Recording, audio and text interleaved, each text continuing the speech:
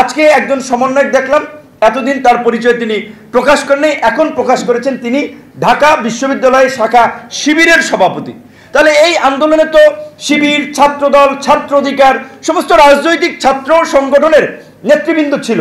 সুতরাং হঠাৎ করে এই যে বিশ্ববিদ্যালয়গুলোতে যে যারা ভবিষ্যৎ নেতৃত্ব তৈরি করবে, অনেকদিন ধরে যেটা বলা হচ্ছিল যে আমাদের জাতীয় রাজনীতিতে একটা সংকট তৈরি হয়েছে, মেধাবীরা রাজনীতিতে আসছে না, এই পরিবর্তনের পরে ক্যাম্পাসগুলোতে ছাত্র সংসদ নির্বাচনের মধ্য দিয়ে একটা পরিচ্ছন্ন রাজনীতি গড়ে উঠবে।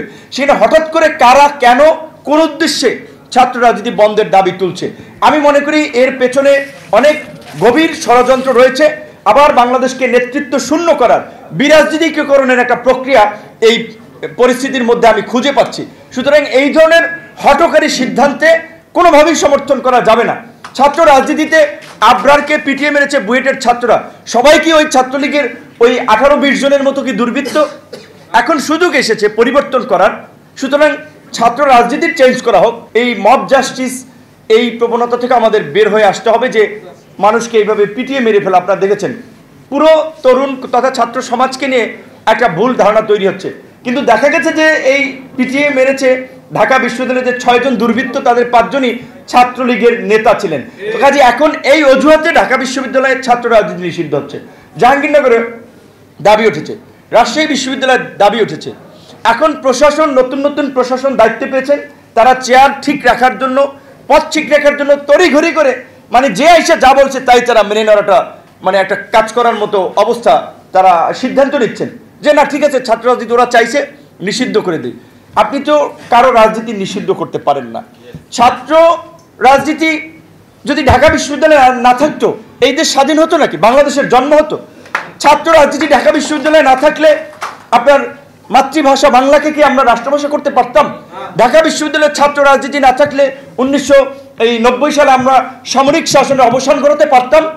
ছাত্র রাজনীতি না থাকলে আমরা ঢাকা বিশ্ববিদ্যালয়ের নেতৃত্বে গণঅভ্যুত্থান ঘটাতে পারতাম? এই যে ছাত্র নেতৃবৃন্দ, অধিকাংশ ছাত্র অধিকার পরিষদের রাজনৈতিক কর্মকাণ্ডের মাধ্যমে তারা তৈরি হয়েছে। আর শুধু ছাত্র রাজনীতির কথা বলবেন, জাতীয় রাজনীতিতে পচন ধরে নাই, ইয়াবাবুদি, বিচ্ছু শামসু, আন্ডার রফিক এরা এমপি হয় নাই? এটা তো সব দলে আমরা দেখেছি। রাজনীতি আজকে কারা নিয়ন্ত্রণ করছে? কালো টাকা, পেশি শক্তি যাদের আছে, ভদ্র মানুষগুলো, শিক্ষিত মার্জিত মানুষগুলো, যার টাকা নেই, পয়সা নেই, তার রাজনীতিতে কোনো স্থান নাই। একই সাথে এখন আরো একটা বিষয় খুব জোরে সোরে সকল মহলের কাছ থেকে আলোচনা আসছে যে সংবিধান পরিবর্তনের। এখন এটা আমি একটা নিজস্ব মতামত জোরে সোরে বললেই তো সেটা হবে না। সবাই যেটা বলছে আমরা এইখানে একমত হতে পারি যে সাধারণত পৃথিবীর বিভিন্ন দেশে এই ধরনের একটা ম্যাস মুভমেন্ট বা অভ্যুত্থানের পরে অনেক কিছুই পরিবর্তন হয়। বাংলাদেশের এই সংবিধানকে 72-এর সংবিধানের দোহাই দিয়ে এইখানে এই সংবিধানের আমি মনে করি যে মুক্তিযুদ্ধের স্পিরিটকে ধারণ করে রচিত হয়েছে বলা হলেও কার্যত 53 বছরে আমরা দেখেছি মুক্তিযুদ্ধের বিরুদ্ধেই এই সংবিধান মানে ব্যবহার করেছে এবং জনগণের ত্রুটি চেপে ধরার ক্ষেত্রে এই সংবিধান তো আমার গণতন্ত্র, আমার মানবাধিকার, আমার মৌলিক অধিকারের সুরক্ষা দিতে পারে না গত 53 বছরে। কাজেই এই সংবিধান বাতিল করে নতুন সংবিধান রচনা করা, এটা করা যেতে পারে, সেক্ষেত্রে আমাদের আপত্তি নাই। বাকি সিদ্ধান্ত আলাপ আলোচনার ভিত্তিতে হবে। কিন্তু যেহেতু এইটা একটা গণঅভ্যুত্থান হয়েছে এবং বাংলাদেশের এই 53 বছরে এই একটা সুযোগ আমরা পেয়েছি, কাজে এখন যদি আমরা এটাকে কাজে না লাগিয়ে এই রাষ্ট্রকে একটু নতুনভাবে গড়ে তোলার চেষ্টা না করি, তাহলে কি হবে পরিবর্তনের আকাঙ্ক্ষার? এই জাতি কি বারবার জীবন দেবে? 52-তে দিয়েছে, 71-এ দিয়েছে, 90-এ দিয়েছে, 7 সালে দিয়েছে, 24-এ দিয়েছে, আবার কয়েক বছর পরে দেবে। এখানে হাইকোর্টের প্রধান বিচারপতি সহ কয়েকজন বিচারপতি পদত্যাগ করেছেন। আমি নিশ্চয়ই এই কথার সাথে একমত না। শেখ হাসিনা সবাইকে খারাপ করেছেন, সবাইকে করাপ্টেড করেছেন। যারা ভালো মানুষ আছে, পেশাদার আছে, তাদের প্রতি আমাদের সংহতি থাকবে। যারা দুষ্ট লোক ছিলেন, অসৎ দলবাদ ছিলেন, তাদের বিরুদ্ধে ব্যবস্থা নেওয়া, তাদেরকে চাকরিচ্যুত করা, শাস্তির মুখোমুখি করা, এটি এই আন্দোলনের স্পিরিট। সুপ্রিম কোর্টের হাইকোর্টের যে 25 জন বিচারপতিকে চিহ্নিত করেছেন আইনজীবী নেতৃবৃন্দ, এখন পর্যন্ত তাদের বিরুদ্ধে কোনো ধরনের ব্যবস্থা নেওয়া হয় নাই। আমি মাহবুব ভাই সহ আমি সবাইকে বলবো, ওই যে এর আগেরও একটা প্রোগ্রামে বলেছিলাম যে ওই আমাদের নোমান ভাই যেটা বলেছেন, এখন কোনো নির্দিষ্ট দলের একটা আধিপত্য আবার সব জায়গায় দেখতে পাচ্ছি। অলিখিত সরকার, যেটা সলিমুল্লাহ খান বলেছেন, একটা তো অন্তর্বর্তীকালীন সরকার আর একটা ছাত্রদের সরকার, আবার কত সরকার কোন কোন সরকার যে কি চালাচ্ছে এটা আমরা বুঝি না। সলিমুল্লাহ খানের বক্তব্যে এরকম একটা কথা উঠে এসেছে। তো কাজী সরকার একটা থাকতে হবে এবং সরকারের নিয়ন্ত্রণে সে মানে পুরো পরিস্থিতি থাকতে হবে। বার বেঞ্চ সহ সামগ্রিকভাবে রাষ্ট্র পরিচালনায় যোগ্যদেরকে স্থান দিতে হবে, সেটা আইন অঙ্গন থেকে শুরু করে সর্ব জায়গায়। তো সেই জায়গা থেকে এই যে জেলা আপনার আদালত জেলা পর্যায়ে যে আপনার পাবলিক প্রসিকিউটর কিংবা অন্যান্য যে অ্যাপয়েন্টমেন্টগুলো হচ্ছে, অবশ্যই কোনো বিশেষ দলের আধিপত্য যদি সেখানে থাকে তাহলে আপনি কীভাবে ফেয়ার ইলেকশন বা লেভেল প্লেইং ফিল্ডের কথা ভাববেন।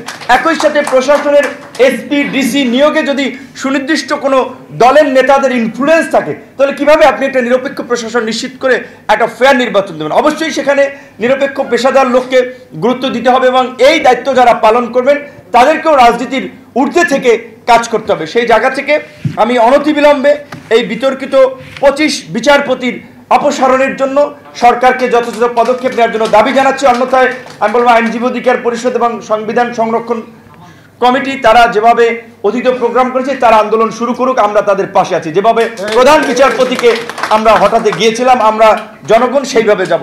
তবে একই সাথে যে রাষ্ট্র সংস্কার এখন খুব জোরালোভাবে আলোচনা হচ্ছে। সকালবেলা আমরা সিজে সেন্টার ফর গভর্নেন্স স্টাডিজের একটা প্রোগ্রামে ছিলাম, সেখানে বদিউল আলম মজুমদার ভাই ছিল, রেজওয়ানা আপা ছিল, মজুমদার ভাই এই প্রোগ্রামে আসতো, বিকেলে তার আরেকটা প্রোগ্রাম, এরকম সবাই বিভিন্ন প্রোগ্রামের মধ্যে আছে। তো আজকে বিশেষ করে আপনারা হয়তো আইনঙ্গন কেন্দ্রিক আপনাদের বক্তব্যর ফোকাসটা বোধহয় এখানে এসেছে, আর কয়েকজন সামগ্রিক বিষয় নিয়ে কিছু বলেছেন।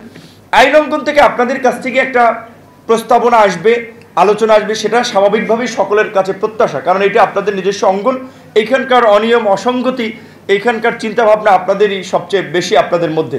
সেই জায়গা থেকে আপনারা অনেকদিন ধরে যেই কথাগুলো বলছেন তার সাথে আমরা পুরোপুরি একমত যে উচ্চ আদালতের বিচারক নিয়োগের একটা সুনির্দিষ্ট নীতিমালা থাকা উচিত। পাশাপাশি অন্যান্য যে আপনার অ্যাটর্নি সার্ভিসের কথা বলছেন সেখানে একটা নীতিমালা থাকা দরকার এবং সুপ্রিম জুডিশিয়াল কাউন্সিলকে ফিরিয়ে এনে আদালতের স্বাধীনতা নিশ্চিত করা এবং অধস্থন আদালতের পদোন্নতি নিয়োগের এই বিষয়টা তদারকি করা দরকার। আদালতকে আইন মন্ত্রণালয়ের অধীনস্থ করা উচিত না, যেটা যদি আমরা বিচার বিভাগের পূর্ণাঙ্গ স্বাধীনতার কথা বলি। রাজনৈতিক দলগুলো ক্ষমতায় গিয়ে গণতন্ত্র দিবে, গণতান্ত্রিকভাবে রাষ্ট্র বিনির্মাণ করবে। রাজনৈতিক দলগুলোর চরিত্রই তো স্বৈরতান্ত্রিক, রাজনৈতিক দলগুলোর মধ্যেই তো গণতন্ত্র নেই, তাহলে তারা কিভাবে গণতন্ত্র দেবে? এখন আমি যে অন্যের সমালোচনা করব, আমার চেহারাটা তো আয়নায় তো দেখতে হবে। সেই জায়গা থেকে আমরা কিন্তু এই নতুন দল হয়েও অল্প সময়ের মধ্যে আমাদের আহ্বায়ক কমিটি 21 সালের 26শে অক্টোবর, আমরা 22 সালের জুলাই মাসের 10 তারিখ আমরা কিন্তু গণতান্ত্রিক প্রক্রিয়ায় কাউন্সিল করেছি এবং আবার 3 বছর ত্রিবার্ষিক কাউন্সিল হবে। আমাদের অঙ্গ সংগঠন বা সহযোগী সংগঠনগুলো ছাত্র, যুব, শ্রমিক অধিকার, পেশাজীবী অধিকার সবগুলো কিন্তু কাউন্সিলের মধ্যে দিয়ে নেতৃত্ব নির্বাচিত হয়। গত শুক্রবার, এই শুক্রবারের পরে আগের শুক্রবার ছাত্র অধিকার পরিষদের নেতৃত্ব নির্বাচিত হয়েছে। আগামী নভেম্বরে আমাদের যুব সংগঠন যুব অধিকার পরিষদের কাউন্সিল হবে। আইনজীবী অধিকার পরিষদ আমাদের সমস্ত অঙ্গ সংগঠনগুলো আমরা চাই না একেবারেই মূল দলের একটা লেজুর ভিত্তিক সংগঠন হবে, তাদের স্বাধীন চিন্তা চেতনা এবং তাদের একটা পলিসি থাকতে হবে। আইনজীবী অধিকার পরিষদ আজকে তারা সর্বসম্মতিক্রমে আহ্বায়ক হিসেবে নির্বাচিত করেছে আমাদের অ্যাডভোকেট জুয়েল ভাইকে। আমরা জুয়েল ভাইয়ের জন্য শুভকামনা জানাই। আমাদের সদস্য সচিব হিসেবে আমাদের নূরের শাহ সিদ্দিকী ভাইকে তারা একমত হয়েছে, তাকেও শুভেচ্ছা জানাই। একই সাথে যেহেতু সময় সংক্ষিপ্ত আর 101 সদস্য বিশিষ্ট কমিটি, আশা করি সবার শেষ হতেই তারা প্রেস রিলিজে তালিকাটা দিয়ে দিতে পারবে। এবার প্রসঙ্গে আমি দুটো কথা বলে আমি একটু শেষ করতে চাই।